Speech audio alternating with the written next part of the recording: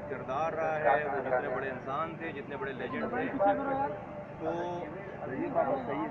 सूरज को चिराग दिखाने के लिए पीछे मुतालिब है। मेहरबानी की दूसरे भी डिस्टर्ब हो रही है। मैं सिर्फ उनके घर वालों को ये कहना चाहता हूँ कि उनको बड़ा प्राउड फील करना चाहिए, उनके मतदाओं को कहना चाहता हूँ बड़ा प्राउड फील करना चाहिए कि वो एक ऐसे शख्स के घर वाले हैं, एक ऐसे इंसान के।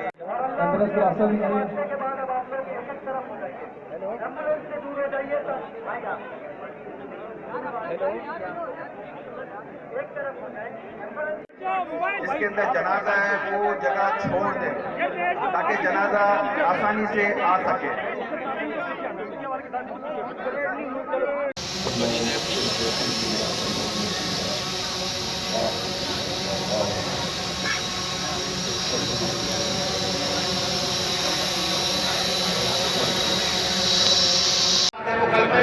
पढ़ते पढ़ते पढ़ते पढ़ते आगे की तरफ जाए।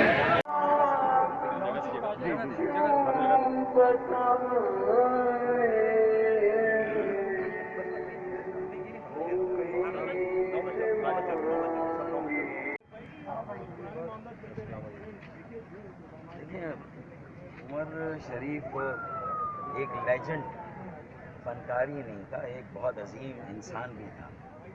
और जाहिर है कि